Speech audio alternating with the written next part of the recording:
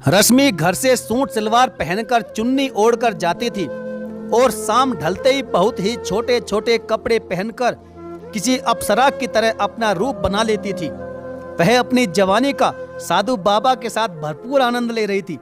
रोशनलाल नगर के एक बहुत बड़े कारोबारी थे। उनकी पत्नी सरोज देवी घर में पंडितों को भोज और पूजा पाठ करवाकर आए दिन उन्हें दक्षिणा देती रहती थी। वह आंख बंद कर पंडितों और बाबाओं पर खूब भरोसा करती थी।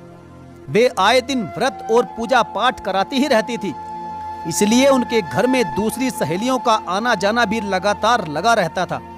व्रत के उद्यापन से पहले शहर के बड़े साड़ी स्टोर से एक आदमी नए फैशन की साड़ियां लेकर घर आता और सरोज खटाखट से 15-20 एक जैसी साड़ियां बांटने के लिए निकाल लेती। फिर एक भारी साड़ी खुद के लिए पसंद करती थी और बहू मोहिनी को भी बुलाकर कहती कि बहू तुम भी एक अच्छी सी भारी सी साड़ी अपने लिए पसंद कर लो। सरोज देवी के घर में एक नामी ग्रामी बाबा जी का बहुत आना जाना था। उनके आशीर्वाद के बिना तो घर का पत्ता भी नहीं हिलता था। कुछ भी नया काम हो बाबा जी उसका मुहूर्त निकालते और हवन करते थे, फिर उस काम की शुरुआत होती थी। सरोज देवी बाबा जी के आश्रम में जाती और सेवा करके आती। उनका विश्वास था कि घर में हर तरक्की बाबा जी के आशीर्वाद से ही हो रही है, जबकि हकीकत तो यह थी कि सरोज देवी और उनके जैसे दूसरे भक्तों की मदद से बाबा जी का आश्रम हमेशा हरा भरा रहता था। जब सरोज देवी सेवा के लिए जाती तो अपनी बेटी रश्मि को भी साथ में लेकर जाती थी। आश्रम में वे कहती कि बाबा जी के पैर छूकर आशीर्वाद लो बेटी। बाबा जी भी रश्मि को आशीर्वाद देते और कहते कि देखना हमारी रश्मि बेटी किसी राजा भोज जैसे किसी बड़े व्यक्ति के घर जाएगी। सरोज देवी बाबा जी के मुंह से ये शुभ वचन सुनकर धन्य हो जाती। रश्मि भी 5-6 साल बाद कॉलेज जाने लगी थी। वह बहुत खूबसूरत थी। जब परीक्षा का समय आता तो बाबा जी घर आते और रश्मि को खूब आशीर्वाद देते। रश्मि भी उनकी शख्सियत से बहुत ज्यादा प्रभावित थी। कभी कभी अगर सरोज देवी सेवा के लिए नहीं जा पाती तो वे रश्मि को आश्रम में भेज दिया करती थी। सरोज देवी की बहू मोहिनी गर्भवती हुई।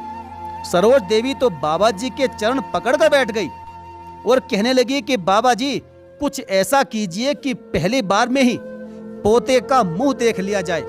पोता होते ही आपके पूरे आश्रम में ठंडे गर्म एसी लगवा दूंगी, ये मेरा आपसे वादा है।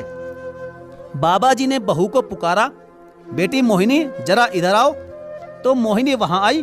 बाबा जी ने धीरे से कुछ मंत्र बुदबुदाया और बहू को आशीर्वाद दिया। पोते की आस लिए सरोज देवी जी जान से अपनी इकलौती बहू की सेवा में लगी रही।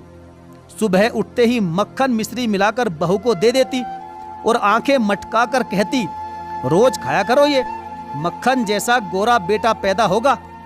एक दिन सरोज देवी ने अपनी बेटी रश्मि से कहा कि बेटी आज बाबा जी के आश्रम में तुम चली जाओ, मुझे कुछ काम है। और देखो रसोई में सूखे मेवे भी रखे होंगे, उन्हें भी लेती जाना, भूलना नहीं। बाबा जी के आशीर्वाद से पोता ही होगा, देख लेना तुम सब लोग। रश्मि भी माँ के कहे मुताबिक बाबा जी की सेवा में जुटी रहती थी। बहू मोहिनी के दिन चढ़ रहे थे और सरोज देवी की चिंता भी बढ़ती जा रही थी। उधर रश्मि पर बाबा जी की सेवा का काम बढ़ता जा रहा था।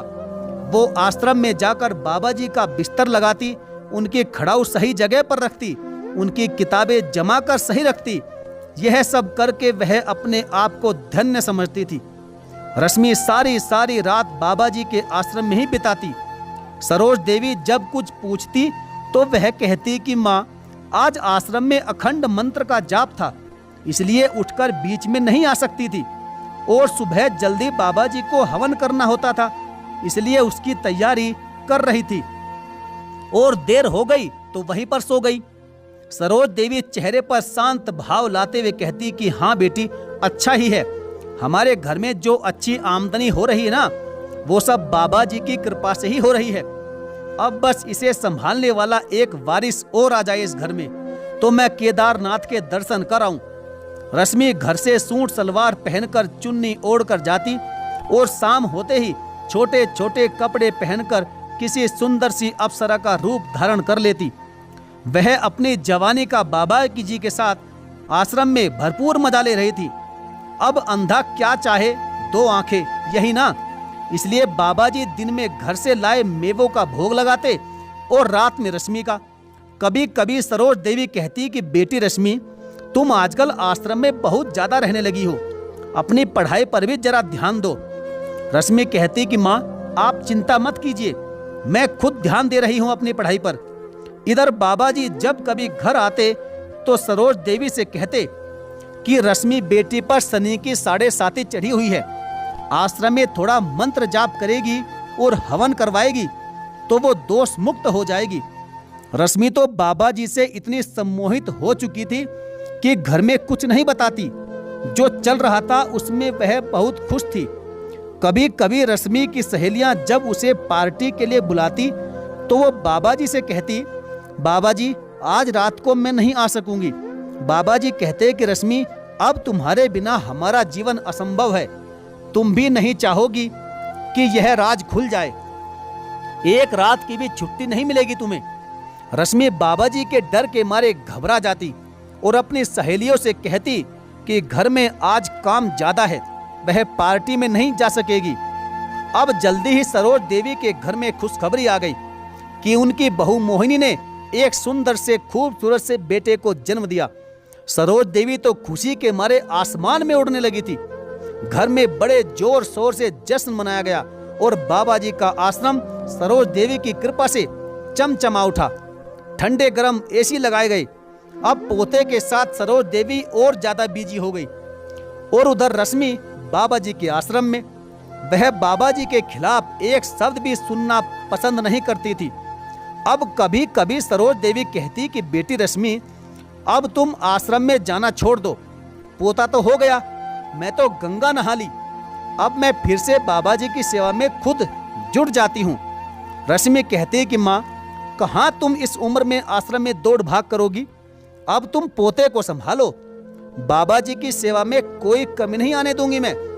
ये सुनकर सरोज देवी के चेहरे पर बड़ी सी मुस्कुराहट बिखर जाती और मन ही मन सोचती कि आजकल तो लड़कियां इतना डिस्को पार्टियों में जाती है, अच्छा है कम से कम मेरी बेटी रश्मि को ये हवा नहीं लगी। क्या फायदा 4 बॉयफ्रेंड बना लेती और वहां नशा करती, इससे तो अच्छा है कि आश्रम में ही सेवा करेगी, अरे कम से कम कुछ पुण्य ही कमाएगी।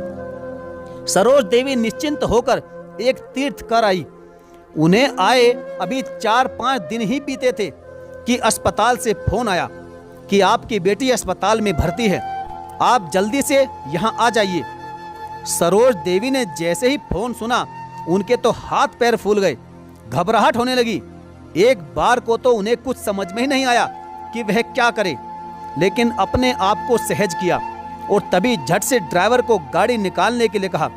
जब वहां जाकर उन्हें सारी बात मालूम हुई तो उन्हें अपने कानों पर मानो विश्वास ही नहीं हुआ। मालूम हुआ कि रश्मि अस्पताल में बच्चा गिरवाने आई है और उस दौरान उसकी अंदर की कोई नस फट गई, जिसके चलते उसके शरीर से बहुत ज्यादा मात्रा में खून बह गया और उसकी जान को भी अब खतरा हो गया है। सरोज देवी तो समझ ही नहीं पाई कि यह कब और कैसे हो गया। रश्मि अभी बेहोशी की हालत में थी। जब रश्मि को होश आया तो सरोज देवी ने उसके सिर पर हाथ फेरते हुए पूछा, बेटी यह कैसे हो गया। रश्मि सिर्फ इतना ही कह पाई कि बाबा जी। इतना सुनकर सरोज देवी के तो जैसे तन बदन में आग सी लग गई। वह कहने लगी, क्या बाबा जी ने तेरे साथ कोई जबरदस्ती की। रश्मि बोली, नहीं माँ, सब कुछ मेरी मर्जी से हुआ, मुझे नहीं मालूम कि क्या हो गया है, लेकिन बाबा जी का साथ मुझे बहुत अच्छा लगता था। उसकी बात सुनकर सरोज देवी का गुस्सा बेकाबू हो गया। उसका गुस्सा 7वें आसमान पर पहुंच गया। फिर भी अपनी और रश्मि की इज्जत की खातिर उसने अपने आप को शांत किया और बोली, बेटी क्या सोचकर तूने ऐसा किया है। खैर अस्पताल में तो मुंह बंद रखने में ही उन्होंने अपनी भलाई समझी और रश्मि को अस्पताल से डिस्चार्ज करवाकर घर ले आई। सरोज देवी के पति सेठ रमेश लाल ने जब सारी सच्चाई सुनी तो उनके पैरों तले से जमीन खिसक गई। लेकिन अब किया भी क्या जा सकता था, आखिर इस सब में रश्मि भी तो शामिल थी। हाँ, सरोज देवी का बेटा रोहन तभी कहने लगा, देखा माँ, बाबा जी की अंधभक्ति का नतीजा। मैंने तुम्हें कितनी बार समझाया था कि घर में जो कुछ है वह सब पिताजी और मेरी मेहनत का फल है। बाबा जी के आशीर्वाद से कुछ नहीं होता है। लेकिन माँ, तुम्हें तो उन पर इतना अंधविश्वास था कि तुम मेरी एक भी बात ध्यान से नहीं सुनती थी। रश्मि के भाई भाभी सरोज देवी और पिता रमेश लाल ने मिलकर रश्मि को बड़े प्यार से समझाया ताकि वह बाबा जी के सम्मोहन से बाहर निकल सके। फिर सरोज देवी का बेटा रोहन और बहू मोहिनी रश्मि को एक काउंसलर के पास ले गए ताकि वह उसे समझा बुझाकर उसके बीते कल से रश्मि को छुटकारा दिला सके। कुछ महीने के लिए सरोज उसे अपनी बहन के घर ले गई। कुछ समय में रश्मि फिर से सामान्य हो गई थी। अब सरोज देवी समझ गई थी कि बाबा जी ने उसकी अंधभक्ति का इस्तेमाल किया, या यूं कहें कि गलत इस्तेमाल किया, और उसके विश्वास का फायदा उठाकर उसी की बेटी रश्मि का सम्मोहन कर लिया था। लेकिन अब सरोज देवी ने बाबा जी के लिए अपने घर के दरवाजे हमेशा हमेशा के लिए बंद कर दिए थे। बाबा जी ने भी सोचा कि शांत रहने में ही हमारी भलाई है, वरना कहीं रश्मि के पिता सेठ रमेश लाल आग बबूला हो गए तो पुलिस में रिपोर्ट कर देंगे और उनकी सारी पोल पट्टी खुल जाएगी।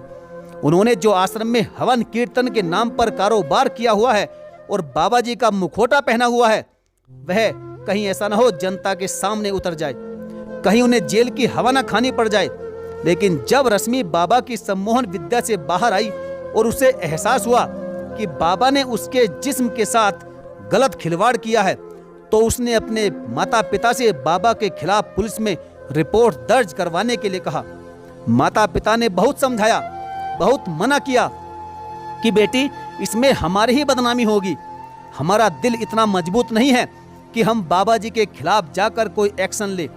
लेकिन रश्मि ने अपने माता पिता की एक भी बात नहीं सुनी और अंत में उसने पुलिस में जाकर अपनी FIR बाबा के खिलाफ दर्ज करवा दी, जिसके बाद बाबा को गिरफ्तार कर लिया गया और खुद रश्मि ने ही बाबा की सारी पोल पट्टी और उसके आश्रम में जो भी गंदे धंधे और घिनौने काम होते थे उन सब की खबर पुलिस को कर दी।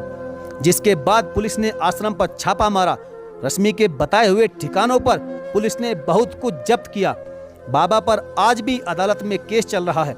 अब कोर्ट का फैसला क्या आएगा वह तो समय बताएगा। लेकिन साथियों, आपको क्या लगता है कि रश्मि ने अपने माता पिता के मना करने के बावजूद भी जो फैसला किया, क्या वह सही था? वैसे साथियों, हमारी राय में किसी को भी ऐसे ढोंगी बाबाओं के चक्कर में फंसकर अंधविश्वास में आकर कभी भी इनके जाल में मत फंसिएगा, नहीं तो आपको बहुत बुरा अंजाम भुगतना पड़ सकता है, जैसा कि रश्मि और उनके परिवार वालों ने भुगता। इस बारे में आपकी जो भी राय हो कमेंट बॉक्स में जरूर लिखें। और हाँ, यदि आपने अभी तक हमारे चैनल को सब्सक्राइब नहीं किया है तो सब्सक्राइब करके बेल आइकन को जरूर प्रेस कर लीजिएगा। तो चलिए साथियों, मिलेंगे फिर और किसी दमदार और बेहतरीन घरेलू कहानी के साथ। तब तक के लिए धन्यवाद। जय हिंद।